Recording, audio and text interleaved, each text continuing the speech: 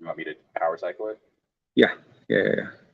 Okay, so guys, just let me know if you can hear me. I know we're using the backup camera on here. iOS is better than Android. Okay, you guys are just killing us in the comments. Can you guys hear me? If anybody can just say yes, that'll be really helpful. I think there should be audio coming from the tablet. This is. Yeah. Sound. There you go. Okay, so they can hear us here. We're using the front-facing camera. We could technically still do it entirely here, but we're using the mics on On a tablet. On a, like we're going grandpa style. That's like, sorry, I didn't. Do you want to try and plug this into there and see if that'll work? We could try. Yeah. No, I don't want it to bork the thing, but that's what. Yeah, so let's try that real quick here. So let's take that. Man, if only our fancy electronics had more than one USB port. Yeah, it would have been nice. It would have been totally nice. Okay, I was standing behind your note there, thinking like, oh, when it boots back up, I'll try and get us back into the stream, but I don't know your password. So.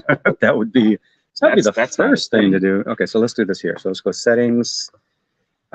Yeah, see, so we're not here. Okay, let's just go here. We're gonna go audio. I'm seeing levels. Okay, so let's take out adjust and boost that audio up. Yeah, that's looking real good. Okay, talk real quiet. Now you guys can hear us. I can talk real good there. Okay, I think. Yeah. Right? You want to under the nose cam? Yeah, that's exactly how we're doing it. Scooch it back just a little. Well, we're gonna. Yeah, so now as opposed to being able to read comments, we're gonna be doing something else. So Juan, let me have you sit there. Well, hello. Careful, tablet. Oh no. Yeah. Oh, the tablet. It's a big tablet. It's a slidey table. I wouldn't. It's okay if it's angled a little. Yeah, no, Aditya was just joking about it being a nose camera. Jake's like, put it on a phone book, and you're like, wow, I genuinely can't remember the last time I had a phone book. It's like, good call, Jake. No, but I mean seriously, like of all the technical problem, it's always a technical problem. It's never. We're doing it live, but this is the fun part. The whole point of what we're doing today was supposed to fix the problems. So happy April Fool's Day. That was not a bit. That was legit. That was how April Fool's. That's how all that went down, and it was hilarious. And I'm so glad you've decided to stick around and join us for yet another catastrophe. Will eventually be an enjoyable conversation about tech because we've got a ton of gadgets to talk about. You know what, dude? Just don't worry about it. We were so what's funny is before we could get audio to you guys, we were talking about how our last in-person live stream, Samsung really didn't quite live up to getting work done out in the field. And we were saying like, hey, you know what? It's kind of a bummer. But really, one of the major problems we had with the Samsung wasn't really Samsung's fault. It was the network connectivity of the area that we were in. And we thought, well, okay, let's let this be the Samsung redemption stream. So we've got a Samsung tablet and we've got the most expensive Samsung phone. We're on Wi-Fi. We don't have to worry about network or data. And yet again, trying to do this all Samsung, apparently they don't like playing with audio anymore. Okay. And the audio got bored. Dude, seriously, I'd say let's just run it from the tablet. This looks so much better from the tablet than it does from the S21. Okay. So no, I'm serious. Come put it back on screen. Well, I know. It's because I bumped it up to 720 on this one. But even with, go ahead. You can add it. Yeah. But you can see, like, from the other camera angle, this webcam is doing better than the rear camera on the S22. So for whatever reason, this phone does not want to play ball with StreamYard. The S22 Ultra would like to gracefully duck out. It obviously embarrassed with the situation. But put it. We'll let the chat decide. You guys let us know. So you prefer this one? Which stream? You can put them side by side. Yeah. Come on. Yeah. Okay. Why is it not? Oh, I have to click and I say add to stream because that's too simple. See? Dang. So leave a 1 in the chat if you would prefer us to use the tablet or use the tablet over the phone. I mean, that thing is horrendous. It looks real bad, right? It's very pixelated from the main sensor. This is front-facing tablet webcam on one side and premium expensive, ultra expensive phone on the other, connected to the same Wi-Fi, and this is using the rear camera. on the S. Okay, so here's my only thing about it. That only has 50% battery, but it should be good enough. Let's do. We've already burned like 10 minutes of our stream. I say we just go for it. Okay, I'm just Barry Johnson with an exclamation point is Is that- saying go with the tablet, and I agree with Barry. Yeah, I think Barry's a pretty savvy dude. I think I'm he with knows you, what he's Barry. talking about. And there you go.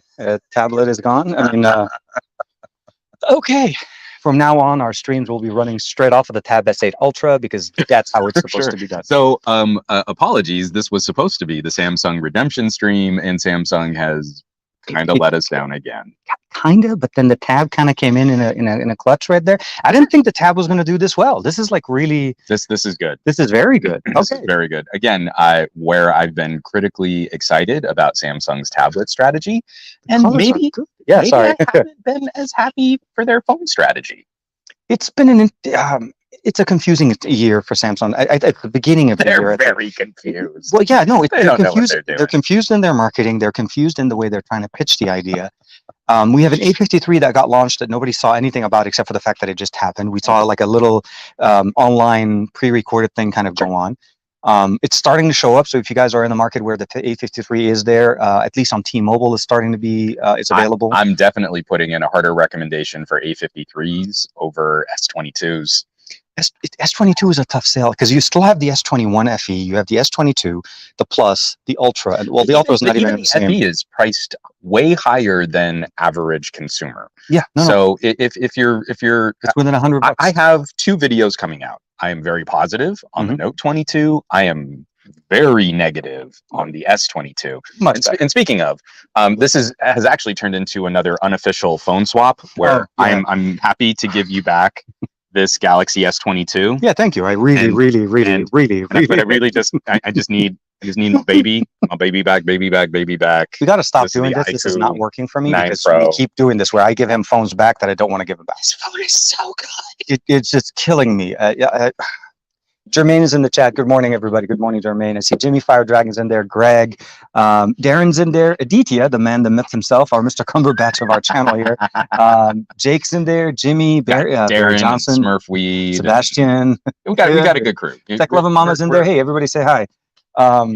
So it's been an interesting week. We had. I think you made it. You made the comment very nicely yesterday. You said even though today is launch day, a phone launch day, I wanted to put out the Geekom video last night, which is a very nice. Did I bring it? I didn't bring my Moto, but let me. Well, I got you covered. I got you covered because we got the Moto. Okay, no, this is what's dumb. We got we were talking about Motos, and you're like, yeah, cool. And I brought my neck stock too. Like you wouldn't have one, but I forgot my Moto, so I can't even use the neck stock. You can. I'm completely incomplete. I have a couple of devices that may be able to fire up the next stock for you, but no, I mean, so the Geekom is an interesting. It's not an interesting. I mean, it is basically a mini PC. It's a Nook clone. It is absolutely, and look, it's so adorable. It actually looks a lot nicer than. Hold on a second. Because I never got a chance to see it. Last time we all saw it together before his video. The grill spacing here is actually very nice. There's a lot of good airflow set up on this one. Well, so there are 2 versions of the Nook. A lot of people don't realize that there's a shallow, a slim Nook and a fat Nook. Yeah. And so this is based on the fat Nook reference design because the bottom tray has a cradle for. I can see the heatsink. So the fan's up top, and so everything kind of bends out the top. But the deeper Nook and this Geekom, I'm still calling it a Nook because obviously it's inspired. It's the same design, but that bottom cradle can fit a 2.5-inch SSD. Yeah, no, I can. So you can see some of the in there. Yeah, slot right back in there, and then all of the heat kind of comes up out the top of the unit. So you can actually see that it's hard to show in camera, but there's basically a grill on both sides, on the sides of the actual unit. So it creates really good airflow as well as the top. The vent is on top, so you dissipate the heat in the back. The Nook design is so it's so fun. Because it's really easy to kind of put one of these anywhere you might need a PC. Full size freaking SD. Like who need? Okay, don't get me wrong. I love micro SD, but full size SDs, please. But also, just a lot of nice little design considerations for a very low price. We are rocking a 2-generation older Intel chipset. I keep calling it SoC. 2-generation old Intel. This is 8th gen, where now the 8th gen i5, I think the 12th gen are just starting to show up in more mobile-based computer systems. But a Core i5, even an 8th gen Core i5, is still a significant amount of compute power for a little home PC. And it's kind of like an all-rounder type of PC. It's a PC that gets you through, school, daily job application, office, everything that you really don't need mass amount of horsepower. I'm not talking like massive photo editing and video rendering, which you can technically, although you kind of like turn it on and go. No, I know, but I'm just saying it like in a pinch. I've had it happen to me where I was on a trip and I forgot. In a pinch, a Pixel 4a can still beat it in 4K 30 video rendering. But in a pinch, if you have a phone less powerful than a Pixel 4a, then your little Nook clone can totally do the job for you. What I like showing is this is the type of little PC that makes a lot of sense for people like my mom. So my mom is tech savvy. She's not going to be afraid by a whole bunch of ports and I/O. She's going to understand popping 4 screws and getting to the internals. She's going to appreciate that if you buy the 16 gig RAM model, it's 1 DIMM. So if you want to upgrade it, you don't have to throw out. It's there by design, right? You don't have to. You don't have to tell them, give me 1 DIMM so I can add it. It's just how they ship it out. Unlike most laptops, they put two 4 gigabyte DIMM on an 8 gig system. It makes no sense. Not great. So when you grab something like this, I think of my mom because she wants to be able to hook up nice 4K video, which this does beautifully on my like 30 gigabyte Blu-ray MKV rips. Oh, it should and it has been enough. No issue. The i5 is way more than capable of handling that. This is decoding. We're not talking. What I was referring to primarily before was more if you were rendering, if you were doing decoding. Not great. The decoding, absolutely. Awesome. i5 is perfect. But we're also at a power tier with Intel integrated graphics, 2 generations old Intel integrated graphics, where the kinds of games my mom likes to play totally easily handled. Arcadey, Tetris. Even newer, like I like showing off Tetris Effect because it's Tetris, but it does have a little bit more graphics oomph to it. And 1080p, 60 frames per second, this little box hung with that totally fine. So when we look at, I got a lot of comments like, this would be viable if it had a more powerful 12th gen Core i7. And you're like, you don't know what viable means. Like this is overkill compute power for most families' daily driver needs, and fully built Kingston SSD, Kingston RAM, 16 gigs, 512 gigs of storage, and Windows 11 pre-installed. That was the big part about it. It includes a license for Windows, which is different than some of the other ones that you were mentioning before. So we're talking $550 full MSRP, currently on sale for $100 off. I saw the coupon. $450 gets you a very reasonable amount of compute power, and also very, very, and it's portable. Petite. It's adorable. It's portable. Okay. So I would argue sometimes I can either taking something like this or maybe even like a PC stick. Like you guys have seen us, we've covered the Azul ones in the past. They're thin, they're easy, they're kind of like they're a massive Amazon Echo Fire stick, but it's truly like a full PC with a full size Ethernet. And the Byte 4 was kind of a similar. The Byte 4 is also very similar. Similar footprint, maybe a little bit thinner, but I think wider if I'm not mistaken. And aesthetically, it's very similar. Expandable storage, changing. The only thing on something like this that you want to keep in mind, obviously, is that this is also something that you can technically put behind your monitor. So it comes with a bracket. So that's what I was going to say. There are 2 mounting screws at the bottom, right on there. So you can mount it on the back of a monitor, mount it behind a TV. So you don't even have to ever see it. It does have. It's a build your own iMac. Yeah, it has that nice built-in aesthetic, and then of course because of the fact we have USB 3.0, USB-C on the front, headphone jack, full-size SD card, you can mount media to it easily. And easily plug in. Let's say you want to plug your smartphone in there, transfer your pictures into it. But realistically, a Bluetooth keyboard and mouse on this and connect it to a TV, and you're done. And it's the beauty of it. You can upgrade the RAM, you can upgrade the storage, you can expand the storage, you can even connect extra storage. It has full size HDMI, an extra USB-C in the back, mini display port in the back. I confused that one last time in the show because it was just the top-down camera on Juan's show, set up and all of that. Oh, by the way, how's this construction going? Is it? It's so bad.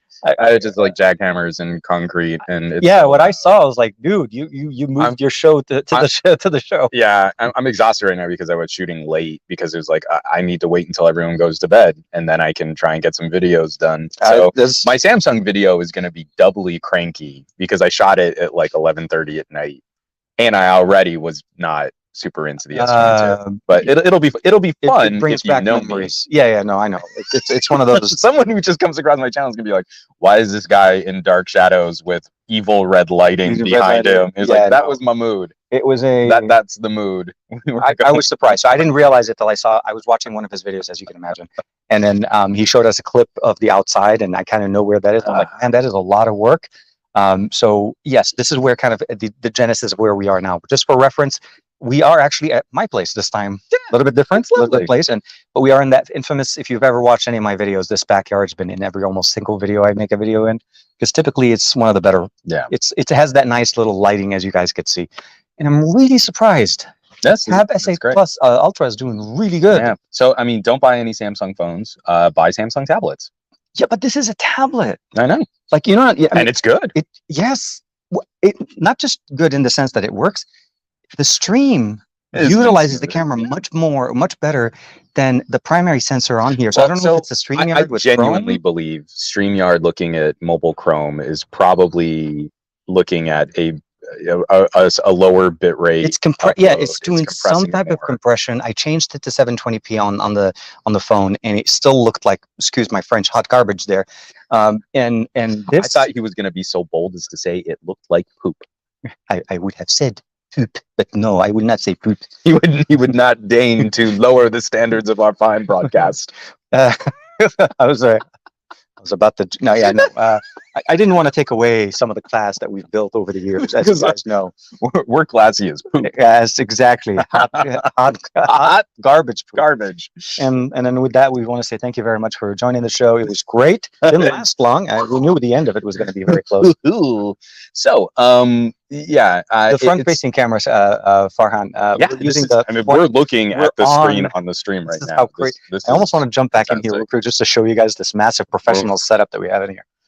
But yeah, so this has been kind of interesting because I think we should switch topics into chatting about some of the other phones. that Yes, we have actually a lot of stream. phones. But yeah. I'm using this. This is 500-ish, depending on configuration and sales and coupon codes and stuff. Ballpark 500. Yeah. We've been playing with phones that easily cost double this, and there are some interesting applications where obviously PC was still. I can't use DaVinci Resolve on a phone. Nope. But if I render to a similar quality, like if I max out what a phone can produce in rendering 4K video and I match the PC, a little $500 PC to that, we are able to demonstrate similar output from different editing programs, how much more aggressively performant our phones have become. Oh yeah. And I think this is kind of the interesting transition because we've got a Motorola, we've got a couple Samsungs, we've been playing with DeX and Ready for and a We also desktop have mode. this one to play a little bit, but no desktop mode on this one. Yeah, no desktop mode on that, but well, the Android desktop mode, but Sorry, let's just Yes. say no desktop mode on the OnePlus 10 Pro. no OEM flavor of desktop, like, Ready for or DeX or stuff. Yeah, but you still have. I'm pretty sure it should be similar to what you saw Yeah. on your. For the on OnePlus your 9. Sony. Yeah, yeah. And the Sony. Well, I would say it's probably similar to the OnePlus 9 Pro. What you can play with, I'm sure. We'll. I be have able it. to Yeah. follow So that with it. I've had the phone for literally about a week. Last week when I posted the picture of the box, that was the morning after I got the box. So I didn't put out a video. I didn't put out a review for it yesterday. My video yesterday was primarily just showcasing. I was literally focusing on the differences between what everybody's been covering for the last 3 months and what we got, because I don't want people to marginalize the phone and say, well, okay, so the 10 Pro just came out. So did they just slap Oxygen OS on a Chinese model and then that, and bow tied it and did Shark Tank on us? I mean, yes, but actually, no. No, there are actually quite a bit of differences, but Right. to kind of summarize the mini PC experience, the reason I get excited about them is because of the form factor and the flexibility. Travel for me has always been a big thing. In the beginning, I used to use the Azul PC sticks. They were definitely very powerful. I mean, they're more. I think it was like a Celeron processor, if I'm not mistaken. Yeah. Or like it's very low power, absolutely, and it's not exactly the fastest thing. But something like the Geekom, or even using a Nook, something to that effect. Yeah. They're still small enough that you can pack it in your backpack, take Sure. it with you, plug it into the wall, hook it up to a TV in any hotel room, and still get a much more productive experience, not just from work, but even content consumption, because it runs at the speed of a regular laptop. We're talking full speed. Core i5. Yeah, Core i5 here. So literally like a laptop experience, not exactly the fastest, but still way more than most people need. The point that I'd like to bring up, though, now is that we have a healthy Venn diagram overlap of compute power where ARM SoCs in application-specific instances are now ridiculously faster than last-gen x86 for the output. Again, I can't run DaVinci Resolve from a phone, so that's going to be a no-go if you can't change your behavior and figure out a new video editing app for mobile content creation. Yeah. But if you're one of those techies who can, and I'm giving you the credit that maybe you can figure out a mobile video editing app, the render times improve by like a factor of 3. It's so even at its fastest GPU compute in DaVinci Resolve, which does an amazing job of leveraging GPU tech, a 1 minute 4K video render can take like 3.5 minutes to finish. Whereas the exact same cuts, the exact same transitions, watermark, audio, music bed on a Note 22 will finish in around 40 seconds. So you have to kind of factor in how much is your time worth. And I think there are increasingly good reasons why someone might want to buy a more expensive phone if it means you don't have to travel with a little Core i5 laptop anymore. Your phone can literally produce similar results significantly faster than that kind of hardware. And with tech, like the so for me, next stuff. So the Geekom, sorry to wrap all that up. The Geekom makes more sense as a home PC. It's starting to make less and less sense to me to pack it and travel with it, because if I end up somewhere that I can use it with a keyboard and a monitor, my Moto is probably gonna be better than trying to travel with a little small form factor my case for those, or Core i5 laptop. For those examples I was referring to was primarily when I travel with the family. It wasn't just for when I'm traveling for work, like when I went to Barcelona and so on. It was more about we're out with the family, we're at a hotel. Typically, hotel entertainment is always blah, kind of. There's nothing really there. So it's either I bring my NVIDIA Shield, the TV stick, the 4K one that they have, or you can pack something. Something to the effect of, you plug it in, you let the family kid, you give it to your kid, they use it. It's easy to use. It's a PC. It's an environment we're used to using. But I'm not going to lie to you guys. I've had it many, many times in the past when I've traveled. I think my last trip when I was in Germany for Huawei, I was using back then, I want to say the S10 Plus or the Samsung that I had. I plugged it in straight into the TV, and I was actually just doing screen mirroring, and I was able to use all my content, Netflix and so on. It was just easier to do that. So there's a lot of options on the market right now, and when you're choosing a device, I feel like this is a feature you need to look into.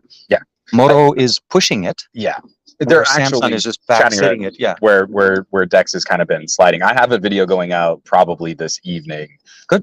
That's kind of piggybacking on your first look at Dex versus Ready for. And sort of following up on my own experiences there.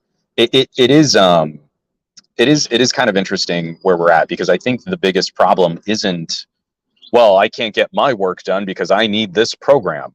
I think the majority of people that have these phones in their pockets, the only issue is familiarity. And I think Samsung has actually kind of done a disservice to Dex in focusing so much on wireless and PC connectivity, because when you plug a phone directly into a monitor, it is liquid performance on Ready for and on Dex.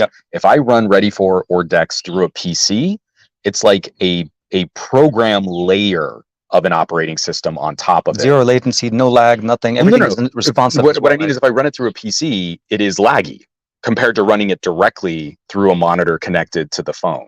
I found, and even on Dex, I'll do things like I'll pull up a document, full screen it, and you can see inside of Dex on PC. On a PC, and you can see that moment where it has to reformat the text, and it gets janky for a second, and then it crystallizes again. And if that's your experience, you're going to think, oh, well, phones really aren't powerful enough to give me a zero lag experience. But if you cut the other computer translating this information through the phone to your display, you cut that other computer out of the equation. Dex and Ready for are as performant or more or higher performance than a Core i5 laptop. They're also much better or smoother when you run them on something like the Nextdock or something like that, where it's actually a direct connection. Right. It's like a monitor, but it has the built-in keyboard, the battery with the. I hear a lot of people say like, "Oh, I tried Dex and it was kind of twitchy, or it didn't really do this, or it just wasn't good enough for my needs." And you're like, "Yeah, because your first experience with Dex was running it as like an emulation layer through another PC. You're depending on other hardware and other internal components. If you cut out the middleman, it gets a lot smoother. So we should probably actually get into some of these phones, because you've got a OnePlus 10 on your desk, and mine, I don't think I'm getting one. OnePlus was like, yeah, we'll try and get you one, and then like has completely ghosted me. So. Well, luckily enough, so we have one here, and I don't know. My hope is typically the way I've seen it in the past. You're usually right after the launch event. If I'm not mistaken. Usually within a week or so. I kind of feel like some of the changes at OnePlus PR. Probably not, and that's cool because I've been chatting more with the Vivo people, and I have some very strong feels about OnePlus 10 versus iQOO 9. So maybe it's okay. So maybe it's okay that I were just watching the live stream. The live stream was it yesterday? So if you watched the live stream yesterday, 90% of the comments in the live stream on the launch of the OnePlus 10 Pro was there a were lot of people saying specifically how much they would like to, just go, or why is it better than this? It's like literally this is what people are considering. This is the benchmark for BBK right now. The BBK right now, and it is a crazy good phone.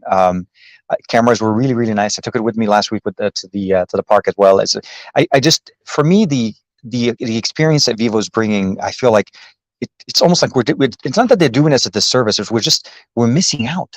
We don't have access to this type of tech. We talked about this where we were at the peak of that really ugly techie conversation about the Oppoification of OnePlus. And so I'd like to repeat this. And I feel like we weren't heard when we were talking about this.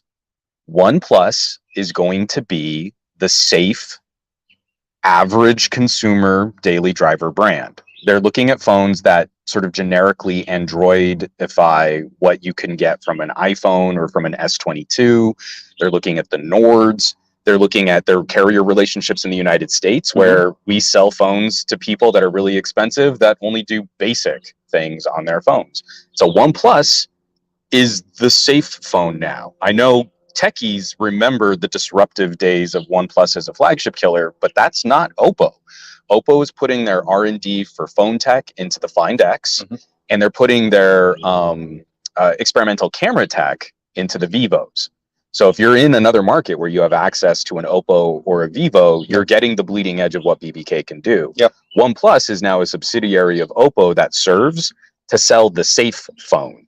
And the OnePlus 10 Pro, with the reality of what our market looks like today, is a safe phone. It's a Galaxy S22 Plus competitor for $100 less, totally safe. That's what we're going to get now. It's a very the changes that we've seen, at least this year, with what we've seen, at least with the launch event, right? The separation of the launch, we had a Chinese version and an international model that came to India, Europe, and US at the same time, which is, at least in a way, I was actually very grateful we didn't have a staggered release. You know what I mean? Like it would be launched in multiple areas, like we've seen in some other companies. Sony does that as well. Nothing against it.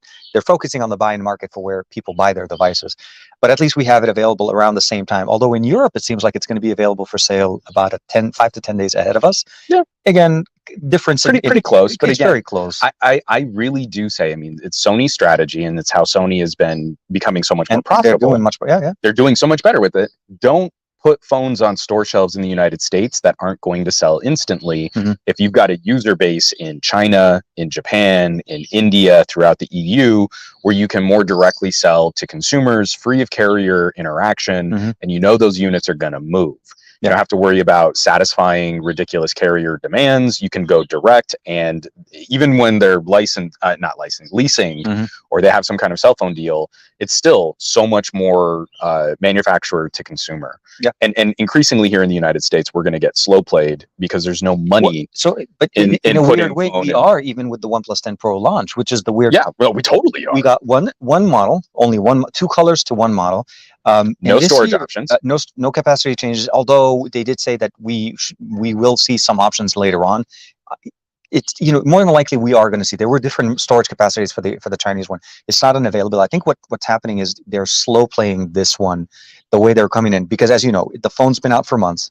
Many people have already seen it. The approach that we have in the US, it's exclusive to T-Mobile, and the weird part is if you pop in an AT&T SIM into that phone, you don't even get 5G. No, only 4G LTE on this, and only so it was like a weird, because there also, I don't believe there's. I mean, I was just Verizon was the only one I thought needed certification. I didn't think AT&T needed. Well, no, AT&T's 5G rollout has been pants on head stupid. They've been real bad. I used to do a lot of work with AT&T PR, and I would rock AT&T because it wasn't as bad back in the day trying to get LTE international phones on AT&T. You always had to mess with bands and stuff. AT&T for the most part covers a lot of bands for 5G though. Their last year was their kind of more concerted push to Mhm. get 5G out there. True 5G, by the way. We're not talking Yeah. 5GE. Sorry. But we saw like there were so few phones that really did get properly certified for AT&T 5G. It was basically just like iPhones and Galaxies. So this is still the carryover of that. AT&T is like a whole year and a half behind the rest of the carrier industry here in the United States. And so if the OnePlus 10 is largely cut and paste from the OnePlus 9 minus millimeter wave, where the OnePlus 9 did support millimeter wave, then yeah, it would make sense to me that they still wouldn't support AT&T 5G because the OnePlus 9 couldn't support AT&T 5G. They're not going to add a new function, carrier support for that, especially when the majority of the OnePlus 9 Pros are probably going to be sold on T-Mobile. More than and I think it's so been as that long way. As you're covering that, T-Mobile's been their big they're pulling an LG in that regard. Where OnePlus, I don't think they're really seriously looking at United States consumers. Their customer is T-Mobile. They're going to sell a flat of phones to T-Mobile, and then they're done. They don't have to work that last mile getting them to the consumer. It's still available through their site. They're still trying to do e-commerce, but as far as retail, but then also we see like their pre-order is very limited. So they have low expectations on the number of phones that they're really going to move here in the United States. They have to satisfy their T-Mobile obligations, and then they're going to watch their hands. I feel like they're trying to feel the market. I think they're trying to gauge the market and see how it offers. I think they know from the OnePlus 9. I think that's why we saw batches. Like they would put out 20,000 phones, pre-order in China. They would sell in a second. And I bet you they can put out 20,000 phones here in the United States, and you might have a day to get your pre-order in and still be able to get your phone in that first window. and not necessarily like, oh my God, my order now is going to deliver in March. And which I mean, Samsung did suffer from that a little bit with not to say that it wasn't they didn't have enough hardware, but there are delays, and of course here is the sound. We left. Oh, this one is a proper helicopter. It's a water dropper. Yeah, I hope there aren't any fires nearby. No, that was good. When you change locations, you get different kind of distractions. The ambiance of nature. Yeah. That majestic helicopter bird that that was low too. I mean, like I could read the tail. So not that far from where we are, there's Castaic Lake, which is considered to be where they do the scooping of the water for many of the Southern California. And, if you're looking for that, if you have the means, please support your local firefighters and paramedics and EMTs. Yes. No. And Southern California, it's like literally a daily thing. Yeah. I know many places in the world. I know Jermaine right now, if it's still in the chat, I know you're getting snow in that. We're dealing with like sunny, beautiful Southern California, but we're dealing with it as best we can. Dude, next Friday is going to be 95. Oh man, close to 40 degrees Celsius for you guys. It's going to be great. Hot. So OnePlus 10 Pro. Yes. Tell people why they shouldn't buy it, because it's a OnePlus and OnePlus is charging too much for phones and it's not worth it. I don't think so. Right off the bat, what I would say is whatever impressions you have of the OnePlus 10 Pro prior to the launch event for the international market is, are we getting another one? They might be flying a little. There may be a few. Anyways, Tech Love and Mama says that it wasn't that loud. So because the mics are right on top of us, we are right. It's really loud to us, so it's just distracting. We're hoping it's way not to go. killing Road the stream. Finally working. OnePlus 10 Pro. I digress. No. I think the approach that we need to look into this, and the one thing we need to keep in mind is, yes, this is a different. This is a similar. It's a not like massively different phone than what we've seen before. There are specific differences between this model and the model that was released in China, not just software-wise, but I'm talking about just hardware as well. I found out this morning we have an extra mic on the international market that we didn't. That Chinese variant did not have that on. People in China don't need 3 mics. No, they talk sideways. No, I'm just kidding. You know what I mean? They talk basically all over the place. Nobody really needs it. At the end of the day, it was like a little surprise. I had a comment on my video saying, "Did you notice there's an extra mic on yours?" I said, "Yeah, but that's how I've always signed it because I never reviewed the other one." I don't know why I said they talk sideways. I'm like, it doesn't even make sense. It doesn't make sense. Yeah, I know. I don't know why it even came out. So I do apologize for that. But no. See, what I love is that your instinct was to go yes and. You were good improv. You but were it's going always with the yes and. That's like my the concept. The approach of what we have here is a different approach. It's a very conservative approach to releasing the OnePlus 9 10 Pro. It's on paper, it's a small spec bump, incremental upgrade from the 9 Pro. And I said that in the video. It is not for somebody that has an 8 Pro or a 9 Pro. This is I would probably say a 6 or OnePlus 6 or OnePlus 7 series. If you really need it and you're noticing that your phone needs to get an upgrade, that would be probably an option for you because you want to get the latest and greatest. The one SKU is a little bit concerning for me because I feel like 128 is not enough. Not enough. Not enough in a world of 4K 120 frame per second video. Absolutely, and this is one of their main features that they have in there. Most devices don't have 4K 120. Most devices have 4K, 4K 60, 4K 30. And also, some of the best 8K 30 video on a phone is coming by way of OnePlus. I'm not impressed with 8K on the Note 22. If I'm shooting video, I'm probably gonna reach for my OnePlus 9 above what Samsung's doing. I did a whole video in 8K high frame rate on the Tesla last year with the 9 Pro because it was that good. It's real good. It's that good, especially when you render it down to 4K. So that it's always better. That clarity matters when you're looking at 4K footage on a 4K display. Sorry, I'm getting a sidetracked again. And what I think is interesting is we do see that there are minor architectural differences between the international and the Chinese variants of this phone. I agree with you. I think 128 as the only SKU makes this feel like the argument is kind of Samsung-y. You just do basic things with your phone. You don't need tons of storage. Well, I almost felt like it was a price-driven strategy a little bit. But this is why I feel like we're seeing every manufacturer. We didn't see a $999. We didn't see $1,000 OnePlus 10 For sure. Pro. No. So marketing-wise, tagline. If you think of it from a marketing standpoint. The OnePlus 10 Pro starts at $899. Is at $899. Doesn't even have to say start. And we know that there's a cost savings with millimeter wave. We know that there's a cost savings with the ultra wide camera sensor, and I think this is the reality of where we're at. You know, the Galaxy S22 from the S21 to the S22 to me is kind of a nothing burger. Yeah, it's not an improvement. It's not a better device. It's kind of a lateral move, and we just have a newer SoC that doesn't necessarily perform better. And I think we're in the same holding pattern with OnePlus. So I'm rolling my eyes pretty hard at reviews that are being very critical of the value conversation of a OnePlus 10, but seemed fine talking up S22 and S22 Plus. Because to me, they're the same. That's the exact same conversation. I'm not excited by the S22. I'm not excited by the OnePlus 10, and I think this is one of those rare opportunities. Like, I don't know if Dave Burns is still in the chat here, because I know he's still rocking a OnePlus 9 Pro. Yeah, I remember. Right now, you can pick up a OnePlus 10 Pro, 8 gigs of RAM, 128 gigabytes of storage for $899. Dave Burns says, bored on the improv. Yeah, right. No, sorry about that, Dave. We're comedic geniuses. So $899. That's $100 less than an S22 Plus, matching the same specs. Yeah, you're going to get a better screen on the OnePlus. You're going to get much better charging capabilities with a charger in the box. Even though we're not getting the 80, we're still getting really fast charging. You're getting a better main camera sensor. I think you're getting a better ultra wide. I would say Samsung has the better telephoto, and Samsung has the better fingerprint scanner and DeX. Yes. So $100 price difference to me, that is perfect competition for the reality of the smartphone market today. However, you can also get a OnePlus 9 Pro, 256, 12 gigabytes of RAM, 256 gigabytes of storage for $200 less than an S22 Plus. Still get the better screen, still get the more power saving display, higher resolution in the fast 120 frame per second frame rate, and the 888 in real, I mean, I can scientifically show you where an 8 Gen 1 can outperform an 888.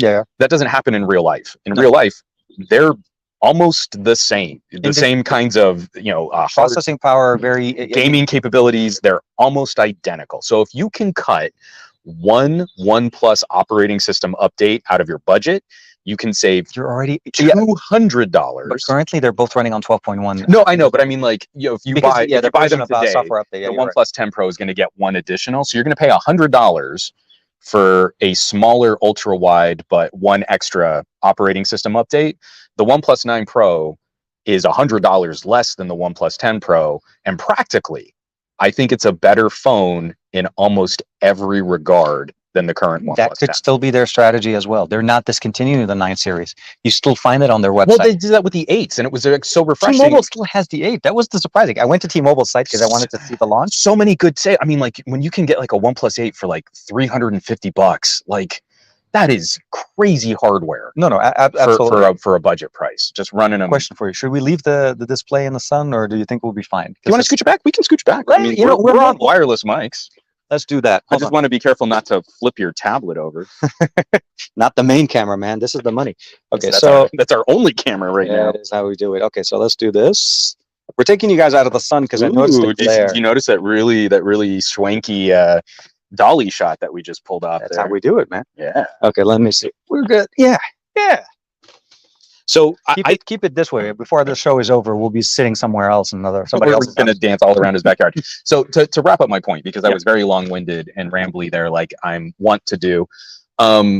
The reality of this year's phones, I don't see anything wrong with the OnePlus 10 Pro. I think it's perfectly competitive. It is, but yeah. Phones made in 2022 do not live in a vacuum of only phones made in 2022.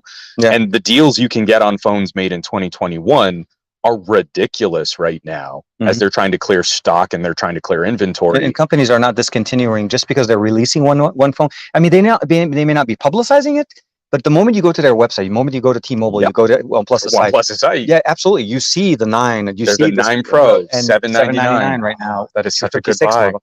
And at the end of the day, I think to Juan's point, it's something that you want to do a little bit more research. So if you do go to the store, more than likely you may not see a 9 Pro. You more than likely will see a 10 Pro. But or at least once T-Mobile kind of puts that out. The performance-wise on T-Mobile, though, we're substantially better. The modem on this with the 888 Gen 1, I got ultra capacity. I got the Sprint bands in there, pretty good speed. The performance overall seems very similar. Kind of the same. But sadly, it was also similar to gaming when it came down to temperatures. Yeah. I thought, well, sorry, let's take it back. So don't get me wrong. I understand that for the most part, every device that's released has some type of cooling solution, right? Sure. Some type of vapor chamber, graphene, whatever, insert OEM model. The OnePlus 10 Pro has a very similar one. It's one of the things they highlighted yesterday. But I also realized that, I think the 8 Gen 1 as a device is still very demanding. And QN, our buddy from the lawnmower situation. He did follow us from Lake Balboa. He did. He figured where we are. Some landscaping. It took him a little bit. There was traffic on the 405. He made it here fashionably late. I was surprised that the temperatures on. So here, the thing about it is, the last couple of weeks I've been playing with 8 Gen 1s on a Moto, and now we're playing it on the 10 Pro. You had the iQOO and the iQOO as well. So you're looking at different approaches to thermal management. The Moto for absolutely no reason is just running hot, like super hot, like close to 120 and plus. But 120 degrees Fahrenheit. Yeah, sorry, not 120 hertz. 120 degrees Fahrenheit. I did have it 120 hertz on, but it wasn't even at 120. So somewhere around the 40, almost like 48 degrees. Sometimes depending on where you are. I mean, it runs hot, and I was playing Undead Horde. I wasn't trying to run like a fictitious benchmark and I'm not trying to. We're trying to play real games. Yeah, I'm trying to say essentially is that I can actually drive it to those temperatures with an actual thing that I'm doing to it, not letting it. So here's where I would like to interject. Sure. I genuinely believe that BBK is still employing performance tuning.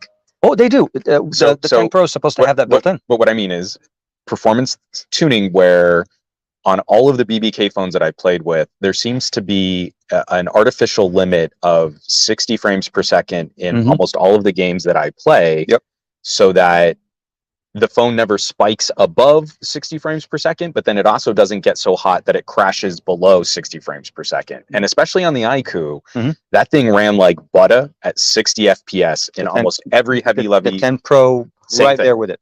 So I would genuinely believe, like, we've got all these things are happening. We're very critical of the way that Samsung and OnePlus and BBK and to a lesser degree Xiaomi has also been caught for benchmark rigging. We're very critical of that, and we should be, because it's a consumer disclosure problem, and we should be getting what we pay for, and we should have control over how these things are used.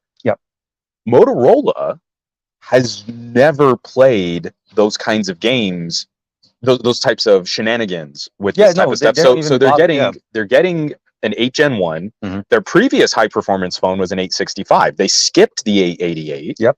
And I think they're kind of doing what the Xiaomi Mi 11 did, Mhm. where it's like, all right, go ahead and use it. I mean, if you really want to use it, it's going to be screaming hot and your battery's going to evaporate, but we put in a high performance chip, go to town. And so far, like, you know, my video rendering test, my audio podcast test, the Moto Edge Plus hangs with or beats the Note 22 and everything that I run. Yep. It absolutely murks the It's because- S22. yeah, it's not even It's close. uncompromised access to the potential of what your phone can do. And if you want that, your battery life can be measured in minutes. But in minutes. you have access to that. So this is the reality where we're at. If you try and building a phone for some kind of average consumer use or general consumer use, they're not going to understand all of the power management and thermal throttling. Why is my phone running so hot? You're playing a really graphics intense game. Even techies have a pretty poor understanding of all of the ramifications of that. But what I want is better disclosure, control over when those features are enabled, and I want those power profiles, but I want them under my thumb. So Motorola just doesn't even have them. No, there's nothing If in there. If you hit that phone hard, it's just going to let you hit it hard. And I honestly, my recommendation for anybody playing games on the 8 Gen 1 or the 888 is do not use performance mode in gaming systems. No, don't turn it on. No benefit. You're not. This is literally saying, and I'm not trying to say that it's a Lamborghini, but it's like getting a Lambo and realizing that the Lambo can go, to whatever. Imagine 200 how miles fast it is. Yeah, and bring that down by 10%. You're still going ridiculously fast. Yeah. What I realized with the 10 Pro is I didn't need performance. So I actually, when you turn off the performance mode, you go down to balance mode, and you're still playing the games. The temperatures do get better. Yeah. Call of Duty did actually much better for me. I didn't hit the high temperatures like Undead Horde. Although I feel like Undead Horde for me is like trying to push it. It's kind of like running Genshin or Genshin Impact on a phone. I know the phone's going to get. There are a couple of phones that will let Undead Horde go above 60 frames per second, and all of them nuke themselves after about 90 seconds of gameplay. I would much rather have second you have all of those little units on screen, you're talking about like 30 to 35 frames per second if the phone isn't managing the upper tier performance. It'll spike and then crash, and you notice it. I mean, especially on Xiaomi's, it turns into a slideshow. Yeah. No, so it's really more. It's that weird combination where I feel like SoC manufacturers are building. They keep moving forward, but then at the end of the day, they're not also keeping in mind the OEMs when they're creating the content, the hardware that they actually work with it, where they live in. And then I think OEMs are. I don't know if it just needs more time in development and testing and pushing it. We don't have a game optimized for the 888 or the 8 Gen 1. They don't do that. They actually look at Android as an ecosystem and just say, look, this is Android. The vast majority of people are on lower power devices than 765s. Yeah, and for that matter, the reality is, I still say I'd rather have a 60 frames per second smooth experience over having a 90 frames per second. Although I feel like Sony does it better with the HS power control, because it allows me to go to 90 frames per second. Sony will hang for a lot longer. Yeah. But also, you're cutting the battery out of the equation. Well, but that's what I'm saying. Those are the features that I feel like we need to. Yeah. No, it's so cute because in my Dex video, I've had a whole bunch of Samsung. Most of them are Samsung fans trying to educate me. Yeah. And I do appreciate that. But a couple of Samsung guys like, he doesn't even know about like the charge protection. And you're like, it's totally different. So I bring up HS power control, and what is ROGs? I think they call it like charge separation or something like that. Red Magic also has that as well. But the gaming phones, two different gaming phones have a battery disconnect mode. Yeah. Which essentially means power runs through straight to the system. It's HS you're running it out of power as opposed to battery, because that also contributes to the heat that you get. The massive power draw from the battery, it raises the temperature of the battery. Even if you're not charging it, that also contributes to how much heat you get there. And the discharge of the battery. Well, that's what I meant. It's the speed. Any charge or discharge is going to apply heat to the back of your phone. Yeah. So I had some very helpful Samsung people tell me, like, well, you can tell it to charge only up to 85%. And you're like, that's still charging and discharging the battery. That wasn't, that's different than what I'm talking about. Now we have garbage truck is right there. Garbage truck. So this is awesome. Happy Friday. We're totally nailing this. We brought new things that if you thought we weren't going to bring something new to the show, now you're. As I am a garbage person, allow me to sing you the song of my people. Ka-chunk, ka-chunk, ka-chunk, ka-chunk, ka-chunk. So going down. OnePlus 10 Pro. Yeah. We're in we're in dicey territory across the entire smartphone ecosystem, especially here in the United States. Yeah. I don't see any issues with the OnePlus 10 Pro, but if we had any better international competition, 99 times out of 100, I'm going to go with the iQOO. The iQOO is more advanced, it's more forward thinking, it's got better charging features, it's got a ridiculous fingerprint sensor, way faster charging. Like, my God, 120 watt. Yeah, so I'm actually going to start actually questioning this situation. Okay, so I realized Oppo and OnePlus don't do more than 65 in the US, but then it seems we like have iQOO, Xiaomi, everybody. Yeah, I mean, the thing is, I can understand when we're talking about 120 versus 220, voltage, homes, all that stuff. There could be some quality of life differences in how your charge bricks might also age over time. I get it. Yeah. But 120 watt charging on this iQOO 9 Pro worked a trick in my home, and it seemed accessible to me. All I had to do was get one of those little international adapters to plug in the power brick. All my international chargers, except for the ones that come straight from, like, if I get a Chinese edition of a phone, they typically but I went 10 to 90% in under 15 minutes. Yeah. No, that's insane. And the phone wasn't screaming hot doing it. No, it was awesome. I think they're all utilizing the dual cell charging technology, and they're trying to kind of to optimize it. But you have 60 watt charging per cell. That's crazy. So one thing to keep in mind, battery life. Obviously, there's a lot of conversation over how fast you want to go, how many things you could do.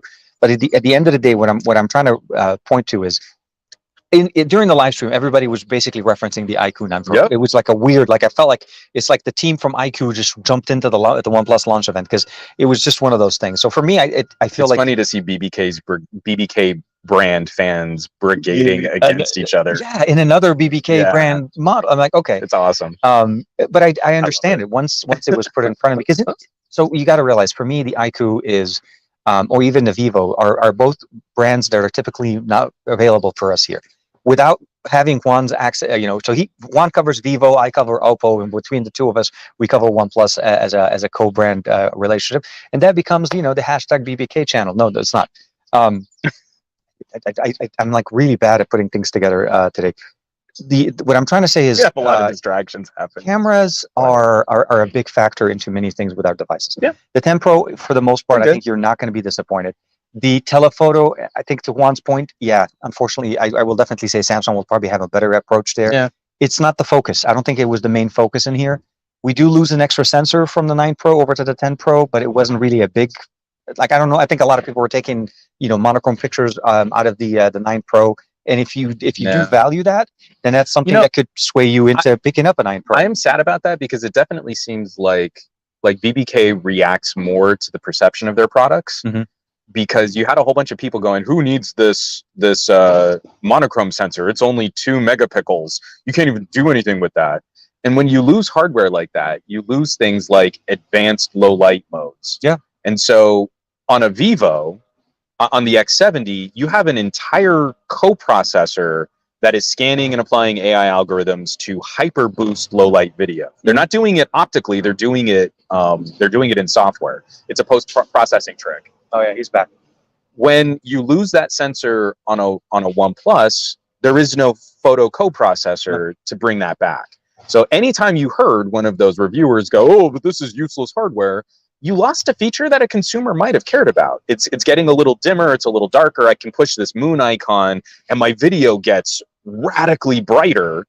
And it's a nicer looking image, especially when I'm looking at it on a phone screen. And I think this is where reviewers, especially reviewers that tend to focus on just the North American duopoly of Apple and Samsung, completely miss all of the lifestyle nuance that a OnePlus, a Moto, a Microsoft Surface, that these other devices can bring to the table, because it's good to have some different solutions. So I get it. Someone's going to say, well, this is better because it only has the 3 sensors, and I'm not paying for a gimmick with a monochrome sensor. And you're like, that wasn't a gimmick. It was so easy to demonstrate what a practical advantage that was as soon as lighting conditions started getting a little darker. And I think that's kind of a bummer. I feel like we lose out on real lifestyle uses because tech reviewers don't understand WTF they're talking about. No, it's the strategy overall from the camera setup on the back is very. It's a lot more minimal. It's more minimal. It's a different. I mean, it's not really different. It's very similar. The reality at the end of the day, it is a second generation Hasselblad camera. Yeah, I know the sun followed us even more. So as time goes on, the sun hits the display on us. We may want to. Well, how much battery? Well, we're still at 35. We're still good. Yeah, this tablet's so great. No, I was imagining it that it was going to tank in like what. You know, so just for reference, we had the battery at about 50% on the tablet. At the start of the show, we're at 35 now, and we lost about 15% battery an hour on full display. I mean, we're going to max his battery out. But I think it's going to start hitting higher because the refresh rate. Do you want to just move to the other side over by your grill? We can take the show on the road. Let's go on the road. I'll grab the chairs. Okay, you do chairs. Can you get the table, or do you want me to get phones off the table? I will do the table. Ooh. So you guys are going to get a beautiful. Oops. Fancy. Can I just knock the plant? Stay on target. Stay on target. Yeah. I'm yelling at you, and then I realized I still have a mic on. Yeah. So I don't need to talk louder. You're like, put it just right up against the post, and we should be good for a while. Yeah. It's mostly getting it out of the sun, guys. It's not necessarily that I didn't want you guys to see that view, but it was more about as it's in the sun, the brightness on the display is going to go much higher, and we couldn't. And now I'm actually way further, and I can't read anything. Sorry, Michael Peppertech jumping in with here. When you go to quad cell, an octa-cell battery charging 240 or 480 watts, says 0 to 150 minutes. It's crazy. I mean, the reality. What we need is 3 dozen 5 milliamp hour cells and charging them all at 120 watts per cell. You'll be like, what? Done. So you'll create a black hole vortex of charging. Or is that the moment you plug and the whole house shuts down? The phone should be fully charged before I can pick up the USB-C cable to plug it in. We're going to have to work on that. If I'm not mistaken, wasn't that Motorola that demonstrated the wireless charging like late 2020? Yeah. No, they even did a demo. I think I saw something online about it late last year. Surprisingly, I don't know. Like power generally through the air is a much bigger infrastructure challenge than I think a lot of folks are expecting it to be. Wireless, the technology itself has been demonstrated for literally over 5 years.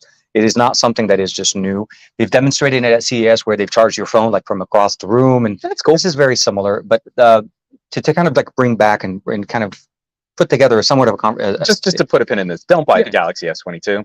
No, and if you are considering the OnePlus 10 Pro and you're coming from a 7 Pro, or sorry, from an 8 or a 9, I would recommend you just jumping straight in and staying with what you have.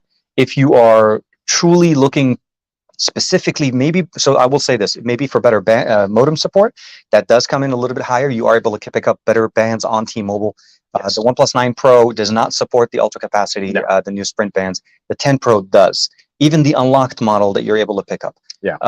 No 5G on AT&T, but 4G LTE again should still be very comparable if you're thinking about picking up the unlocked.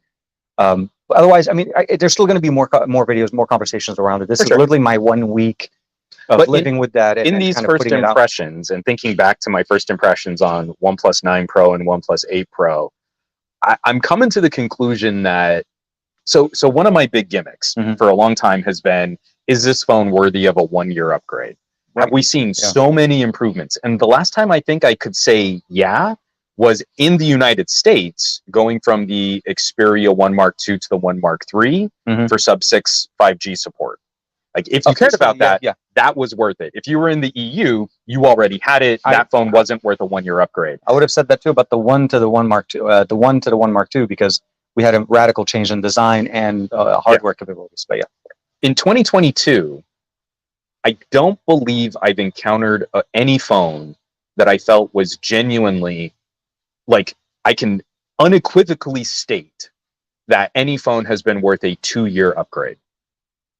That's true. No, if it's Samsung, the S20 is a better all-around phone than the S22. Well, the S20 was also a massive upgrade over the S10. That was also the last time Samsung did a massive. Yeah, it was truly like they went and flipped the model on its head. If you have a OnePlus 8 Pro, you've got a lot of the same advantages. You've got a baller main camera sensor. I mean, this thing is still a monster performer on a Snapdragon 865. I don't know that I would recommend someone flip for a OnePlus 10.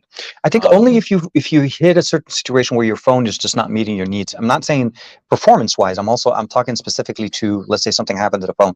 The reality is, Yeah, if you need to shop a new phone, you want to buy yeah, a new one, that's fine. I would recommend you get that. going with that. But what I mean is like, it's the highest honor I can say Mhm. is you have a 1-year-old phone Mhm. and it's working, and the next generation of phone is so much better that it's worth you taking the effort to sell or trade in the phone you have. take a loss and on get the new one. take a loss a little bit on the phone because you haven't recouped your investment. I don't your purchase know. price. Yeah. Is in your case, I mean, I totally agree. If your phone's damaged or the battery's dying, something like that, you just need a new phone. You need a new phone. Get new, and you have new. Mhm. But if you have a OnePlus 8 Pro and it's in good working order, I mean, just with the normal degradation of it being a 2-year-old phone, Mhm.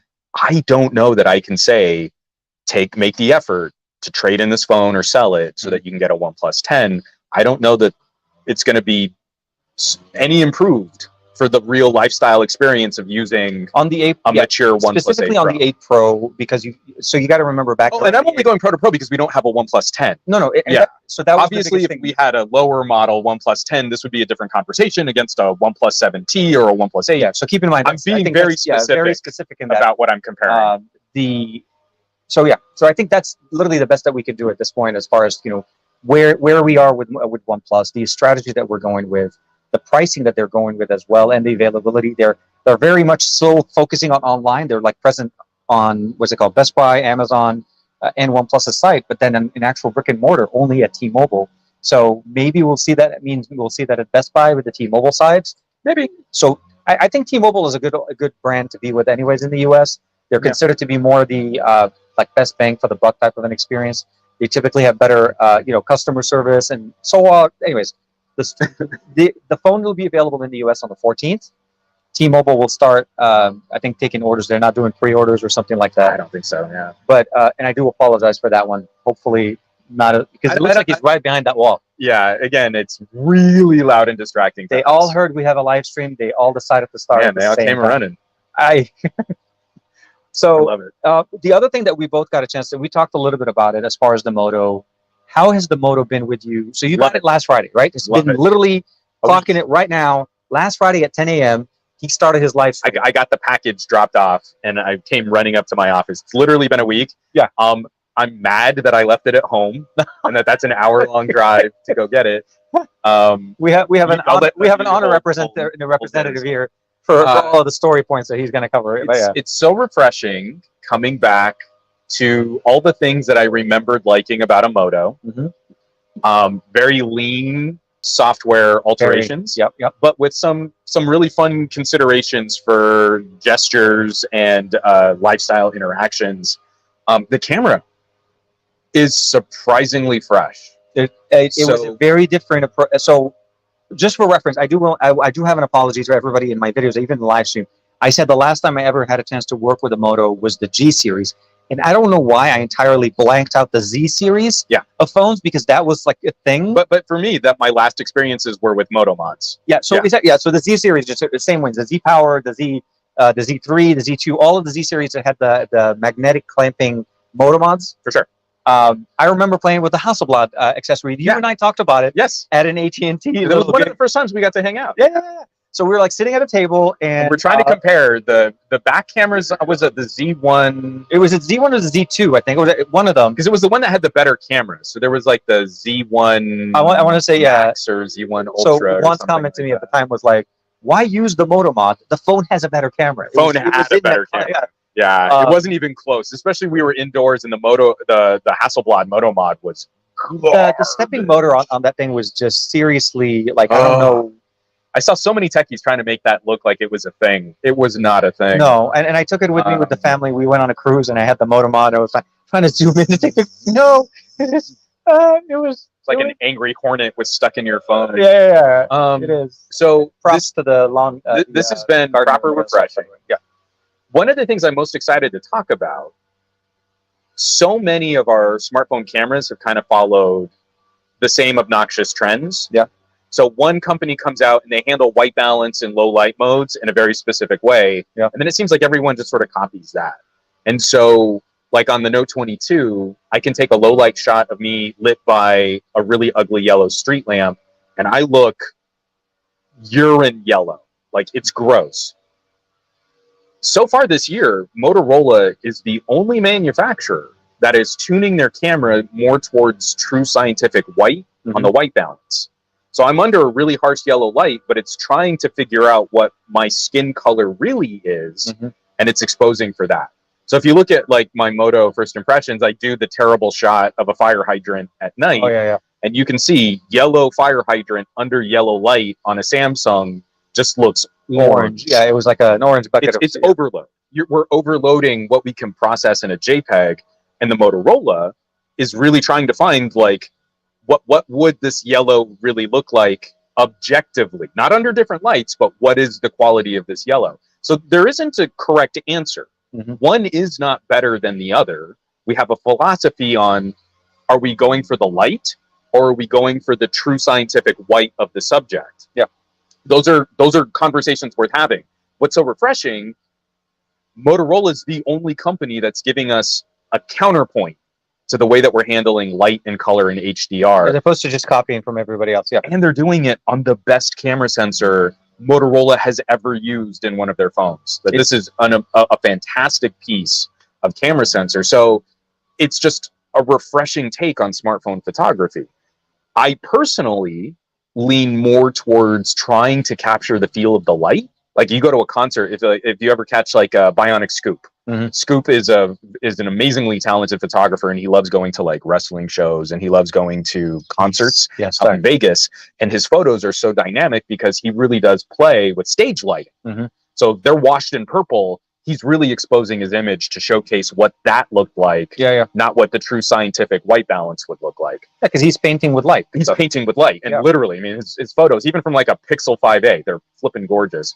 So, what point coming back? It's such a refreshing change of pace because we don't have many competitors that do that. We're so impressed with this kind of Samsung-y saturation look that you're going to look at this from a Moto and go, but that looks different. It must be inferior.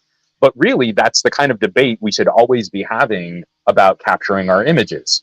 We should always, I mean, this is going back to the early days of Canon versus Nikon digital sensors. The knockdown drag out fights we used to have on automatic white balance. That was a thing. And we should still be keeping that up today because that's a different flavor for people who might appreciate a different look in their photos. So, you know, I was pleasantly surprised with the front facing cameras, the main sensor on the back on the Moto.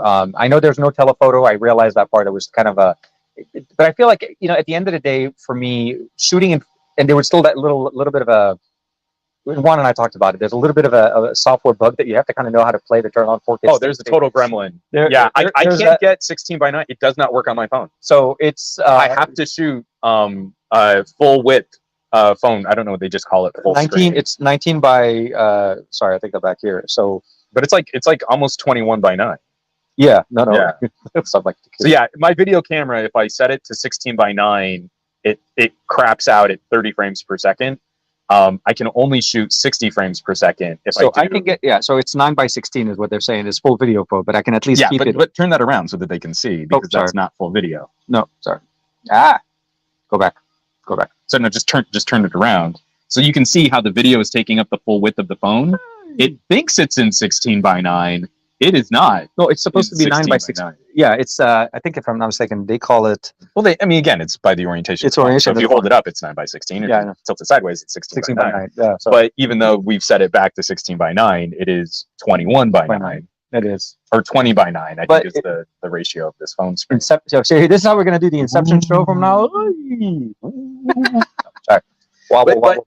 But obviously, there are some teething pains happening. It's a brand new phone. I'm hoping that will be sorted efficiently. But the other thing that I've really enjoyed, and I'm happy to see more manufacturers jumping on this. So much of this phone has been carved out HTC style into individual apps. So even your ready for updates don't require an OTA. Yeah, we've gotten 5 now ready for app updates in the Google Play Store, and I feel like that's a much better strategy than like the monolithic Samsung updates where everything kind of has to get bundled in an OTA. And so Samsung's slowly coming to that. It's becoming Samsung's falling behind. Well, no, the reason why I say they're slowly coming in This last update, the one to the 12L update Yeah. that we got, is the only update I've ever remembered from Samsung saying, once this update goes through, make sure to go to the Galaxy App Store and update these apps. Yeah. Because there was an actual Sure. true infrastructure update for them, but they've never recommended it at all. Like, it's always been, you just update, go with a massive update in there. The reality, though, is Google does it best, I think, in the sense of compartmentalizing, updating the dialer by itself, updating the camera module or the camera app by Yeah. itself. Ready for needs to be that way. Otherwise, did you catch the camera update that came for the Moto in the app store? No. Okay. So This is what's so exciting. let me bring it up. So I'm sure it's waiting for me. the Pixel reaching out to social media sites directly, and they're trying to build APIs so that you can get Pixel features directly into Snapchat. Right? That's now a thing. Oh yes, yeah. There was a Motorola camera update where the camera, it's not an update to the camera app, it's an update to the camera firmware that improves the quality of your interactions with other social media sites. So okay, I like it. So it's like a camera intelligence update, not a camera app update. Okay. So again, I got a Moto sneakily- display update. Yeah. Well, and I mean, again, why wait for an OTA if your team that's working on your phone can improve the interactions on the phone screen? Push that out and just have this little update. It's ready to go. And so that compartmentalization is exactly what I feel more manufacturers need to be doing. And also, while Samsung's doing it, I don't want to have a whole other app store to do that. I think this is where Samsung's ever growing duality of applications. So any Samsung phone that you pick up, I know. I just want to get back into your Google Play and put a whole bunch of charges on your account real quick. That's usually how we do it. The approach of having basically the entire system being updated is one thing, but I truly appreciate having the incremental updates that we get on a smartphone. So the camera, Moto camera tuner. Moto camera. Okay, so the Moto camera tuner. So mine is up to date. Yeah. So you updated it. About this app, get the latest tuning parameters to improve camera quality. Moto Camera Tuner 4 provides camera tuning updates to improve color, contrast, picture noise, video noise, and sharpness. It is not a standalone app and has no UI. Rather, it applies these improvements to the camera hardware so that any app that uses the camera will be improved. And you're like, that is such, I'm sure every other phone has some type of firmware. Something like, we know you're going to try and shoot this directly out of Twitter because you don't know how cameras work. We're going to try and spruce up the photo. But that's literally an updatable component directly through Google Play. And you see it when it lands on a Moto. I think that's brilliant. But the problem that we see here is with companies, I mean, don't get me wrong, there's no problem in having multiple options for Play stores or the ability of installing apps. My concern, though, is with Samsung devices is there is still that duality in there. You're right. You could still get technically apps through the Google Play Store, but even their own app store now tries to update apps that you downloaded from the Google Play Store. So here we can select comments. Hey, Juan's buying it's many V-Bucks. I'm trying not to do this because if I hit the tablet too hard, it flops off the table. The tablet flies, and then TK becomes on the tab as S8 Ultra, the foldable edition.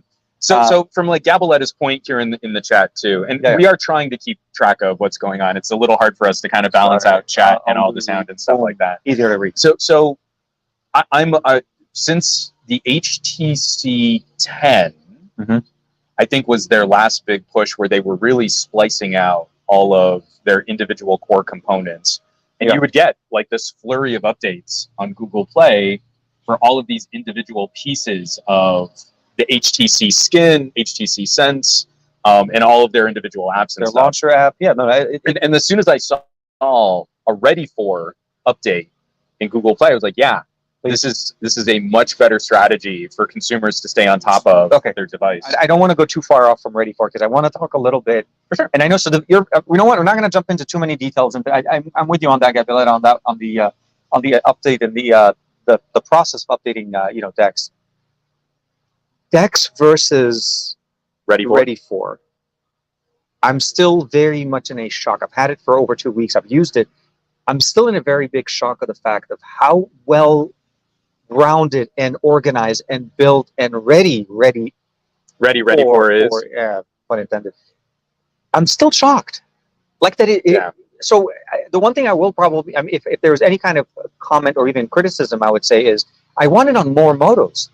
It's the availability of Ready for. Not every device that comes out has it. For sure. And the earlier generations, because I got a lot of comments in my videos like, okay, yeah, this is nice and everything, but you know, the early version didn't get it yet. It's not here. Yeah. We may get it with Android 12.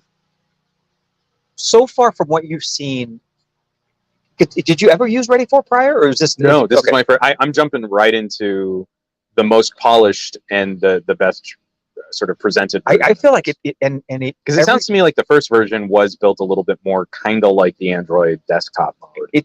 And there was And it was also limited on how you could use it. Some of them were wireless only, some of them were wired only. The reason why I'm surprised with this is the amount of competition, like the current version that we have, is so much of a head-to-head wired desktop experience. I got you. Ready for is in there. Wireless to the TV, got you. Plugged into a monitor, computer. I got you. You want to be able to, I mean, if there was one thing I may give the Ready for more credit than Dex, is that it anticipates the user's need a little bit better. Mm-hmm. As opposed to throwing you in a play yard and say, go have at it and do whatever you want in the backyard kind of thing.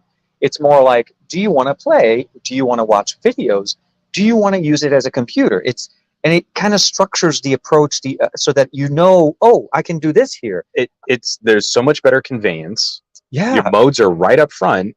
And easily switch between each one. And you can jump back to the main menus easily. Screen mirroring also worked very nicely. I was actually able to play a few matches of Call of Duty on the wireless connection, on Wi-Fi connectivity directly to a TV. So I think it's because we missed it and we got in on the best time ever. On like the real version. Yeah, on the real version that came out. If you haven't had a chance to, please make sure to check out the video. Juan's going to be dropping a video, I think, this afternoon. Patreon or public? Oh, no, and unfortunately, it's just going to have to go public all at the same time because I'm scrambling to finish up some stuff that I can't talk about yet. So, yeah. So that kind of conversation we have every week. Which one I would normally try and say, sort of highlight the Patreon a little bit better. They're still going to get the 4K version of the video, whereas I only put out 1080p public. Yes. When it comes to Ready for, this is the next crucial step in desktop mode refinement. Where Dex has been kind of in a holding pattern. Some of the usability issues that we've talked about, like what would make Dex easier to use, have not been addressed. And I don't feel making Dex wireless or making Dex a computer you can use on another computer really inspires much experimentation. Those aren't, and they won't be really the ones that you live in 90%. I think I understand the use case. Like if I absolutely need to use my things, my data, my information, and all I have access to is someone else's PC, or I can plug it into a work PC, I totally get that. But the best experience on a desktop mode is going cable connected to another display directly without another computer in between. Have you found this little trick where you're able to mirror your phone screen inside inside of Ready for? Yeah, I know. So this was something that knocked me out of my watch. So I was going through the option and I was like, okay, there's a little phone icon. There's a little phone. I'm like, is that a screenshot? I'm like, no, it mirrors itself inside of itself. That's the true inception of like Moto in a Moto in a Ready for. So I heard you like Motos in your Motos, so we gave you a Moto in your Ready for. What's a Moto with you? I know. And again, it sounds silly to say because one of the beautiful things about a desktop mode is I'm using this as a computer. I've got a monitor, a keyboard, and a mouse. And then something happens on my phone, and I can pick up my phone and still use it as a phone without disrupting this. Now, I'm using Ready for, and I don't even have to take my hands off of the keyboard and mouse to do a direct phone interaction. The phone UI pops up in a side panel. Your home screen. You scroll around on it. If you have a touch screen, you can just use it like your phone. I was going to say the next stock is perfect for this. It's so much better. And this is why, again, I don't really like the experience of using it through another computer because the immediacy of all of that takes a hit when you've got to emulate or translate the interface. So the major upgrades, conveyance, giving users a specific reason to go full screen, I mean, LG did it in a really clumsy way, where when you screen mirrored, you could force it to 16:9, and it would letterbox on your phone. Yeah.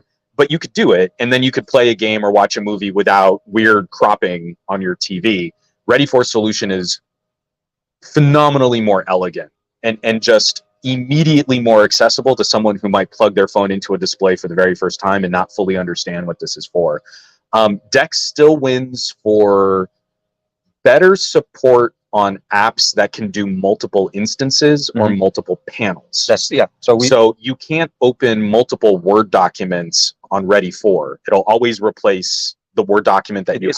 It assumes, yeah, it's a single instance type of. Dex will give you a bottom dock where you can select multiple documents and have them on all Dex, up snapping, support for touchpads if you're trying to use it. Like the reason why better support for touchpads. Way better. Swipe up to open up recent, swipe down to minimize, and then basically snapping at Windows. Ready 4 definitely needs to catch up on trackpads. And also the Samsung browser, I hate it on the phone. Yeah, it is better in Dex. It is better than mobile Chrome. Yeah. No, I mean, don't get me wrong. We're using Chrome in here, but high Chrome. It's a little different on this tablet, but it shouldn't be. It should be the same. It should be. But I digress. I said it because so we're not in Dex, just for reference. We are not running Chrome in Dex. We're using the regular Android. That's hilarious. I typically use this as my viewfinder, and I use it for media consumption. So I brought it up purely for reading comment, and it turned out to be the lifesaver of the show. Because without it, we wouldn't have a show. So again, buy Samsung tablets. No, seriously, the tablet experience on Samsung has been awesome. Yeah, I mean, as much as I truly despise this company, they're the best tablet game in town. From an S7 Plus to the S8 Ultra, I truly feel no contest. Yeah, it is a massive display. It literally looks like I just snapped off the keyboard off of a laptop and I left it, and it's like, hey, let's use the display. Really pretty laptop at that. It's real pretty. I'm getting the extra. So they finally shipped out my second case that I ordered at the same time. So I'll have a video on that one, hopefully. But so getting back to the Moto, we have, again, this is what's so fun, and we should recognize good competition when we see it. The OnePlus 10 Pro, $100 less than an S22 Plus, perfect competition. Surprisingly, the same price, I'd say, at launch, though, if you think about it. Well, but Moto was selling for $899 at launch. Well, what I was saying, OnePlus 10 Pro, great competition. Yeah. Moto Edge Plus, if you go unlocked, and especially if you can hit it on a sale, there are some things that I think are definitely better on the S22 and 22 Plus, but you end up with a 512 gigabyte phone for less than a base model S22 Plus. I felt like that's brilliant. I was okay losing a telephoto lens. And I am totally fine losing a dinky little telephoto lens. It's a harder conversation against the Pixel 6 Pro. No, I know. But a Pixel 6 Pro ain't going to come in a 512 gig. Not even. No. That's not at the same price. That's $1,000 plus as the 128. And no. So as much as I'm a big fan of the Pixel 6s right now, the 6 Pro has a hard fight against an Edge Plus. They had so this is where it happened. Pixel and Google had a massive lead when at launch, because they did strategically price the 6 and the 6 Pro very aggressively. And rightfully so. I think that's what got people talking about them, and we got that best bang for the buck. But as time goes on, obviously we're in the first day of Q2. What? But Juan, you were called out for being a Samsung night. Oh, I don't know if anyone caught that on my Twitter, but Barry had my back where I did the Dex video and I had nice things to say about a Samsung. And one of my very first comments was, I'm so sick of all these Samsung nights trying to shove Dex down our throats. And you're like, wow, sir, you are definitely lost. You're on the wrong channel, my friend. No idea where you are right now. That is only Juan's After Dark, and that's the channel that you're looking for. But Barry was like immediate in replying like, sir, he's calling Juan a Samsung night. Oh man, Barry, you and I mean, till my dying day, I'm gonna remember you and me in the comments on a guy calling me a Samsung night. Oh my god! See, this is what happened. You have to see him in the right light. So I'm sorry, but competition is what's key here. That's what I meant to say. Just because we can hold up an Edge Plus, just because we can hold up a OnePlus 10 Pro or an S22 Plus, it is so clear this year. Whoa, damn! There is no winner. There really there's always going to be lots of pros and cons. Lots of pros, and you need to really. I think you need to do some homework and really see which phone and what it does and what things that you're looking for out of your phone. But none of those win, because obviously the iQOO 9 Pro wins. But no, even in there, again, I keep looking at the $1,000 tier. Yeah. And right now, with the realities of the smartphone market, blah, blah, blah, components and pricing, we've got like 5 or 6 devices between $899 and $1,100 that trade blows really well. You're buying new and you're buying premium in the year 2022. None of them obviously stand out. I would probably go Moto if I can save some cash over a Note 22. I don't get the stylus silo, but I will have active pen support. I was going to say, I have the best version of a there's desktop that one mode. feature that we still haven't had a chance to We check don't out get yet. memory card expansion anymore, but I can get 512 gigs of storage for super cheap. 512, and if you have it, just for reference, if you have a neck stock or any type of neck stock accessory, expandable storage and headphone jack built into that also passes through. Not to say that you can use it all the time, but it's nice to, if you need to offload. You can augment through accessories. Yeah. And then, I mean, just other nice considerations, like an iQOO isn't going to have any of the hardcore productivity features, but has the best in-display fingerprint scanner that exists on the market today. Too good. Dude, seriously, it's too good. Moto, I've unlocked the phone way too many times. Just picking it up. Yeah, because the sensor's huge. Like, I'm trying to change the sound on the track, and I hit the middle part, and not even the middle section. And even out to like the far edge corner, and it's still like, yeah, we know who you are. Yeah, but the flip side of that is like, I really appreciate Motorola as a company that still has this kind of business DNA, not playing with in-display at all, and going to a power button fingerprint sensor. It's the much kind of like a Xiaomi. That's a more physical practical. Yeah. When we lost the button, the power button on the back, or the power sensor on the back, the fingerprint sensor on the back, I feel like the right side is the best approach. Sony does it very well. Yeah. Xiaomi does it really well. The Surface does it really well. I was playing with the Redmi Note 11 Pro Plus 5G. Sorry, really long name. I think that one may be your the Run? Yes. Xiaomi is unbeatable right now. It's so fast. Lightning fast, like crazy fast. So it's the latest of the Note 11 series from Redmi. There's a Redmi Note 11 Pro Plus. Yeah. I was trying to double check. I don't like the LMNOP edition though. You don't want the EFG. EFG, yeah, HIJK LMNOP. Yeah. The actual sensor is really, really good. It is side-mounted fingerprint sensor. But that's. I'm sorry.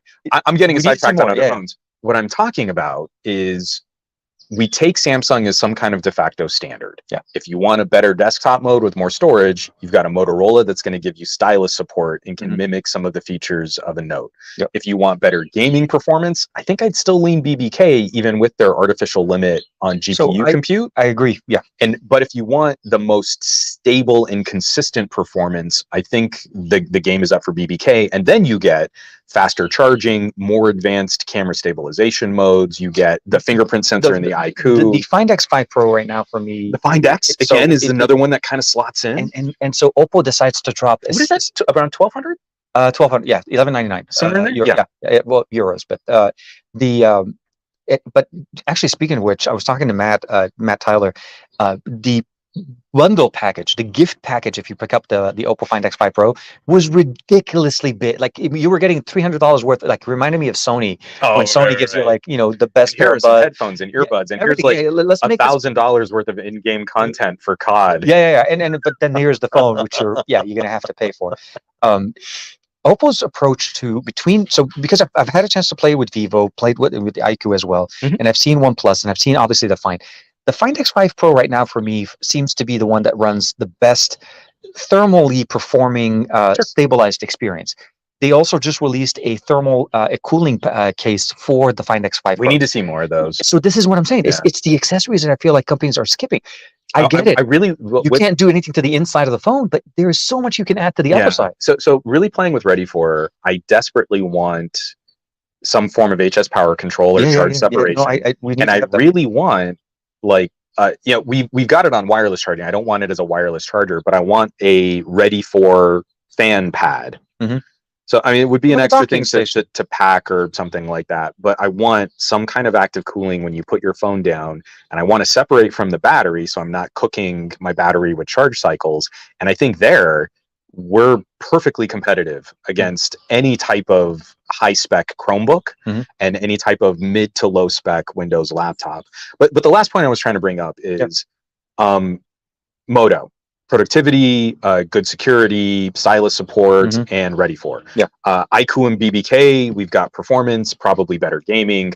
Pixel, the great advantage to a Pixel is all of the lifestyle convenience and secretary like modes. You know, so on a Pixel, I get this call screening and going through menus and all of that kind of AI support. A lot of automation, a lot there of smart is functionalities. no clear answer, and to try and pretend that like an S22 Plus should be the standard and then we rank lower just because of the label is the big problem we have. In so many videos I've seen, like I've seen 2 very positive videos on the OnePlus 10 Pro, but then, you know what, TK? I just think for consumers, charging that much for the OnePlus label, I mean, they're not going to understand. You can't charge more because they understand that's a budget brand, and you're like, that's not the conversation. Is he comparing a Nord to the S22? Well, but that's just it. I mean, my early pushback on the Vivo was, well, Vivo is one of these cheap brands in my country, and you're like, yeah, but not the iQOO 9 Pro. Spec for spec for spec. This is going to crush any Samsung that you get, and it's going to be cheaper than the cheapest Samsungs that you can get. So again, it's the perception of this label, and that's kind of what so much of our tech commentary has landed on. Look at, we just spelled out. We've got productivity here, we've got gaming here, we've got multimedia content consumption there, we've got content creation over here. There are very specific reasons why someone might choose one of these, and sort of a Samsung Knight's going to go, yeah, but you don't get 5 years of software. And you're like, that's one bullet point. And if that's important for you, you one need to look for a device that has data point. That is not the whole. I'm not holding this phone and using it to do really crazy, cool, fun things, and then going, oh, but in 3 years, what will I do? You know, that's not the person that's Sorry, not likely the going to fingerprint sensor is so huge. I almost might have locked you out of your own phone just by holding it. Because it's so much better. It's seriously, no, seriously. The iQOO has, like, so, but I don't want to get back into specifics. What I'm saying is right general, on our table right now, we've got 5 phones that are over $800, and I cannot think of one person. And I've got the Pixel 6 Pro in my pocket. I keep forgetting how small this one is. I cannot think of one person who I would genuinely say shop all of these phones.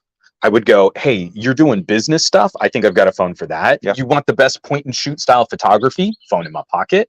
If you're into Samsung features and you've got a Samsung smartwatch, I've got a solution for that. If you're really interested in something a bit more bleeding edge, gimbal stabilization and crazy fingerprint sensor, I've got something for that. And they're all between $800 and $1,100, and none of them win. There is no winner. But this is the problem with this here, which I feel like, sorry, it's a blessing and a curse at the same time. We hit a market. The market at one point was starting to hit $1,000 plus, $1,000 plus. Every time you saw a phone, it was $1,000 plus. And I think at some point they realized it was just too much. We all feel like, yeah, Apple did it and everybody can do it. And I'm like, no. The reality of the matter is you need to really price your device for the market that you're trying to reach. Google did a hard shift. They went back in return, went down to the Pixel 5. They hit it with the right price point, and they saw how much success they had there. They came back and they gave it to us. And I think what we're seeing in 2022 is companies realizing, like, wait a minute, hold on. Google was able to do the $899. And they were able to hit it very well, and a lot of people are accepting it. We're seeing a lot of companies hitting that market. It's a learning experience, like you said. If it works for one, it should work for others. And we got to trade a few compromises. There is definitely some compromises. But again, in that price, I can point to like the Moto, lower resolution, higher frame rate, 144 hertz on that screen.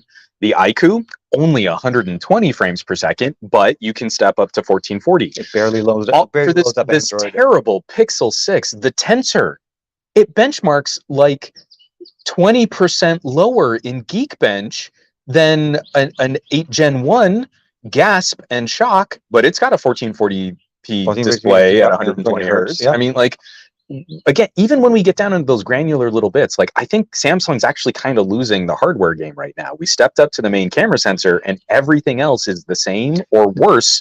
The S20 and the S20 Plus are not in the same family as the S20 Ultra, S22 Ultra. Well, that's why I'm purposely kind of capping right before we step up to ultra premium, because then I would also start throwing in phones like the Pro I.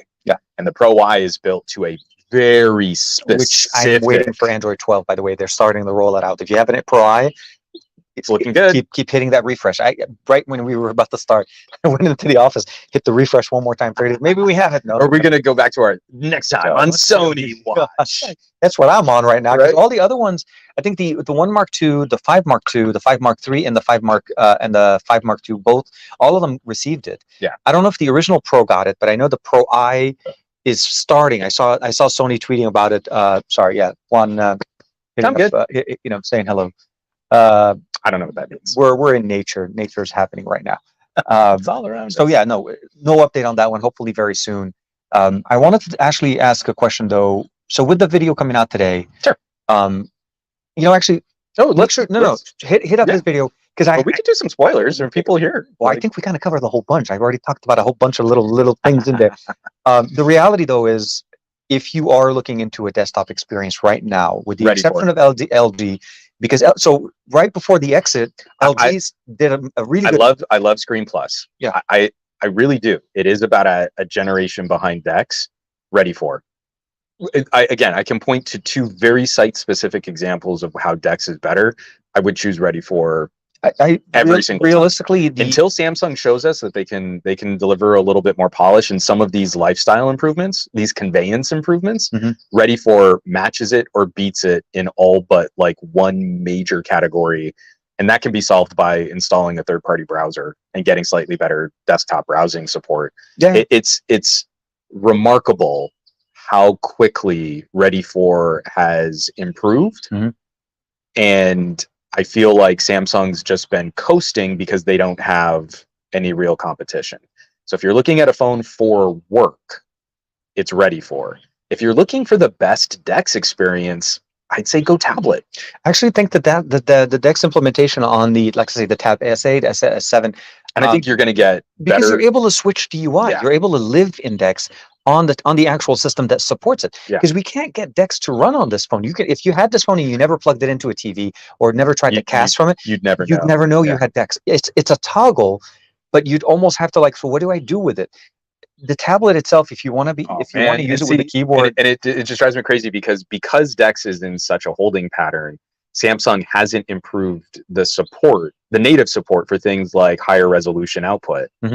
We need better resolution. Yeah, no. So if you're in desktop mode, you're locked at 1080. If you go to the DeX subreddit, there are other apps that you can install, and there are ADB commands that you can run, and there are other ways that you can force DeX not using official DeX accessories. There aren't any that Samsung's really selling. There are ways that you can get message every time you plug it into anything that is not Samsung branded. There are ways you can get 1440p directly, and that's great. On Ready for, I can plug it into a 4K display and then just tell it that's a 4K display, and it goes cool. And it's over just whatever gut rot USB cable I have connected to my monitor at the time. There's no official Ready for 4K dock. It just does it because it's a computer. Well, it's also not trying to brand you so that you go buy a specific type of part. But this is what I mean. Like, there's the whole DeX on the tablet is built with the knowledge that it's already being used on a bigger, higher resolution display.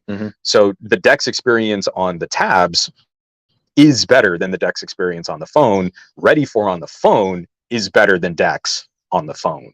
So this is, while I'm being kind of aggressive and sharp and I'm being pointed in some of my commentary here, it's critically exciting because in an era where techies are whining about phones being so boring, we're literally playing with this menagerie of different pros and cons. Everyone's trying to hit this Pixel 6 Pro price point for their upper premium. I feel like, yeah.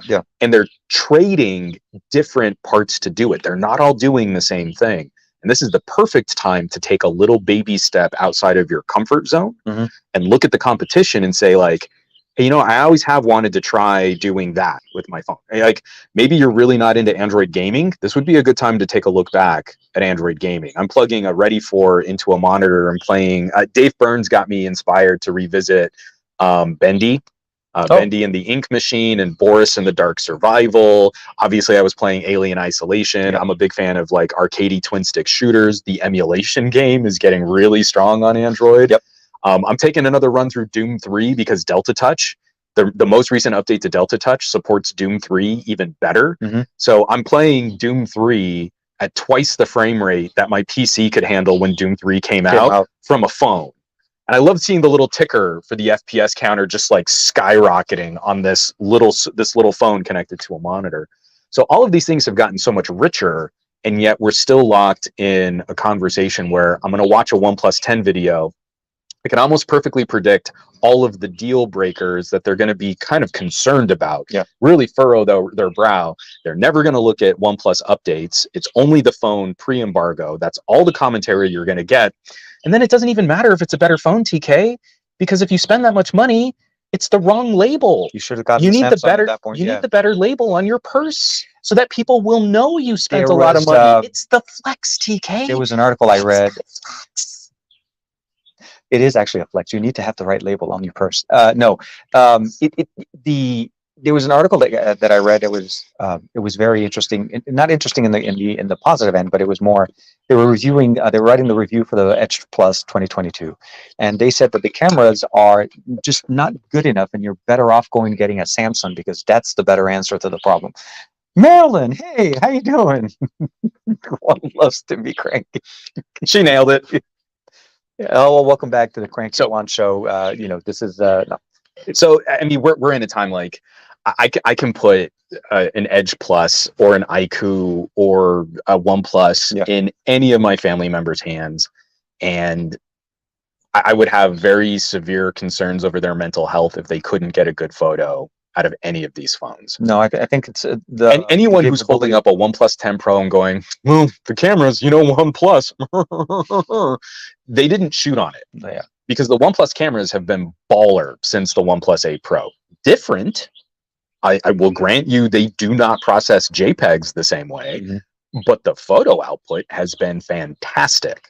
And if we notice, Samsung's recent changes with less unicorn puke saturation and more contrast are very much in line with the way that OnePlus and Pixels process their photos. But it's interesting that we only ever ascribe improvements to Samsung photo quality, and we never highlight the companies that were already doing it, producing photos that looked more like that. Because now if you hear someone saying, look at how much better the Note 22 photos are, and you go back and you watch, what did they have to say about a OnePlus 9 Pro?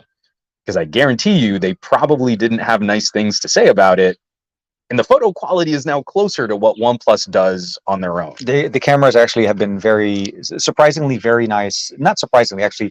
I expected the camera experience to be an incremental upgrade to what we saw last year. There's a few additional modes that they added into the camera, but at the end of the day, the core experience is very close to the 9 Pro. And no shutter lag, I'll give you that. Yeah, no. You snap the picture, you're taking it. And not surprisingly, again, I keep saying that. The Note 22 does that. Pukunk. Yeah, there's still that shutter lag, and I'm like,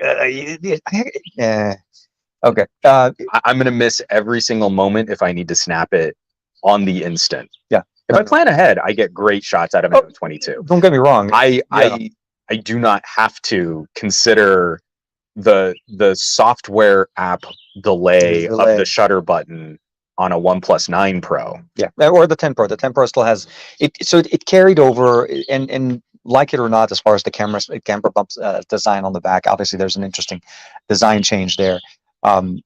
We'll have to see what comes up.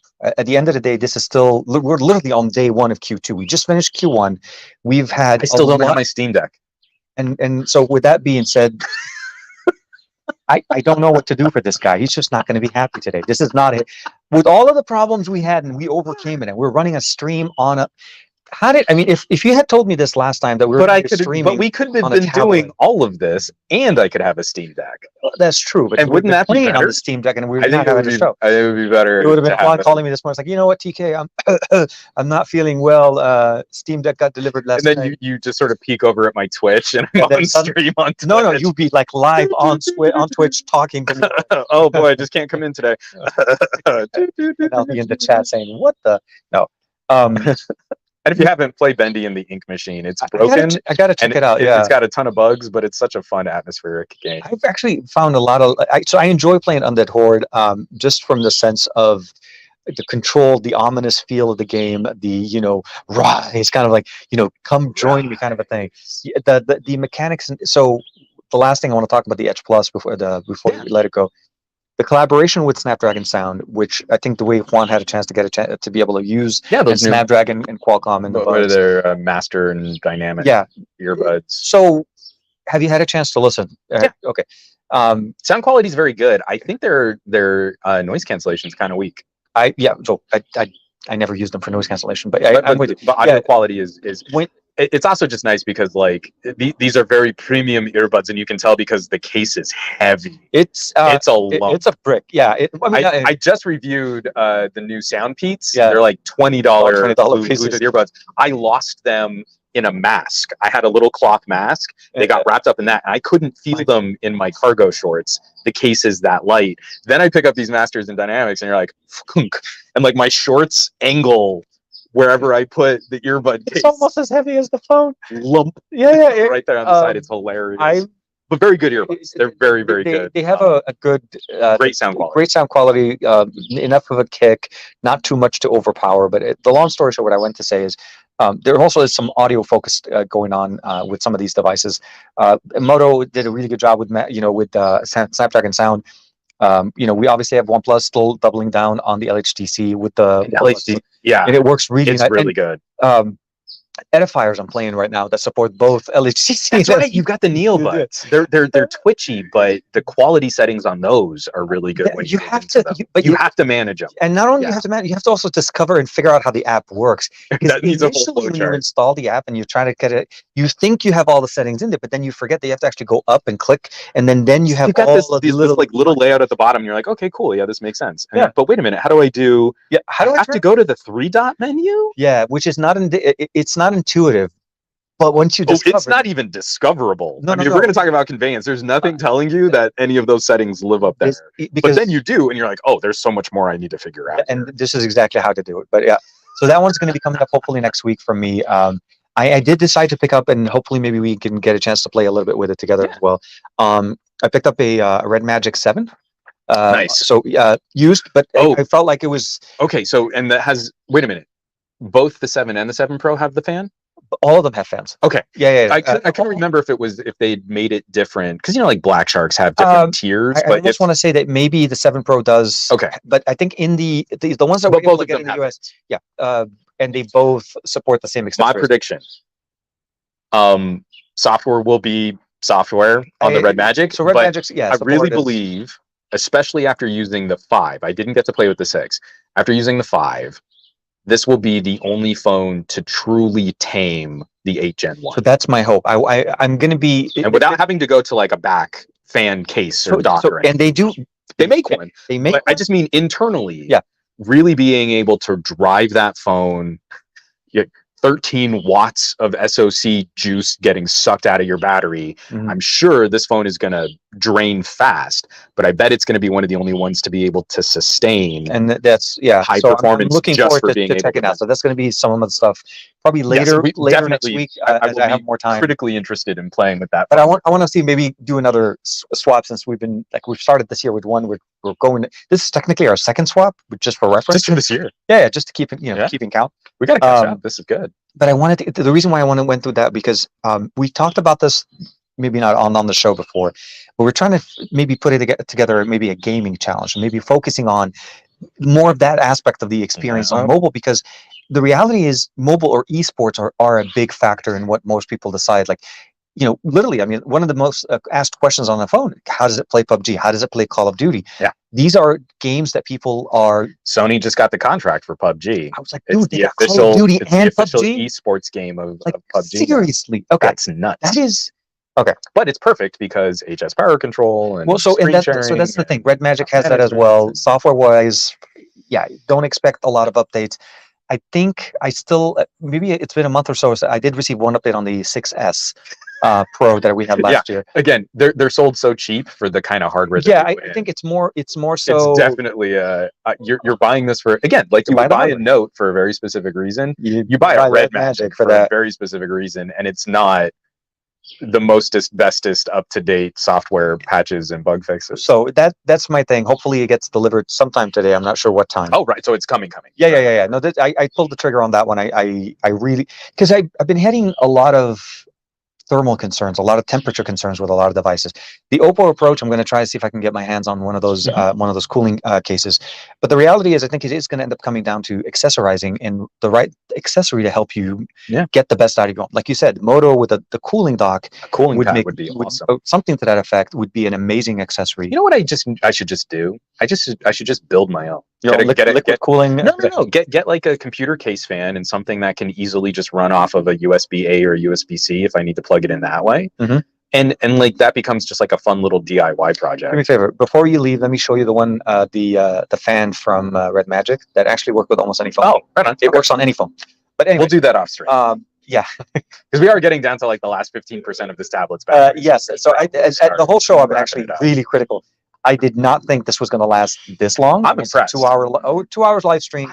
I came, so I had like a whole spiel going like, TK, I'm giving you back your S22. Never assault me with this phone ever again. And then Samsung. I cannot say enough nice things though about this tab. Not only coming in clutch, but giving us the video actually doesn't look bad. A phenomenal amount of runtime. Yeah. Like the battery on this thing is incredible. So again, we're really trying to push mobile hardware to its limits. It's not like, TK doesn't have a whole lab full of cameras and equipment and stuff, but we wanted to do this outside. Well, because it's in the essence of our meetups. We always try to do it on mobile. It's always outdoors. And really trying to live this It's stuff. a beautiful day. Yeah, no, exactly. It's the point. The only problem we've always had was Wi-Fi connectivity. It's always been the park that we go to has just bad reception. Miserable it's network. Never going to give us the best. And there isn't that many parks in the areas where we live that give us that flexibility, being able to just go in, set up our stuff, and do our thing. Yeah. So with that being said, this was actually a nice surprise. Juan coming back to the over, and we're kicking it outdoors. Your neighborhood's so cute. It really is. It's a bit of a trek, but it's a fun drive. And then, come on, look at this. This is gorgeous. It is nice. And then again, you guys get the beautiful backyard, as you know. I'm hopefully going to have my show tomorrow morning for the Android Bay. Nice. It'll be same time, roughly about 9:30 in the morning. And of course, Monday morning we'll be back with the SGTQA. Hopefully, we got some water falling from the sky, and I kept power cycling my router. It is going to rain. They did say a chance of rain on Sunday, but maybe not. I'm hoping it'll clear out over the weekend, because that was miserable. I was already kind of tired and cranky, and then the stream kept crashing, and I was like, I am not my best self right now. Let's just not do this. No, I had to kill the whole thing. But if we do have the stream up and running, I'd like to maybe revisit doing a casual. I still want to cover some news links, but because that was your pajama. That was my pajama podcast. It was supposed to be the fun, groovy podcast. Hang out, just kicking it. But I also still have a whole bunch of those Steam codes that I got from the Ukraine bundle, and I'd like to give out some games to people who might not. A lot of them are older games, but they're still really great titles. So if you're interested in maybe joining up and catching that on Monday, I'm hopefully going to have some fun stuff to kind of give out in the chat.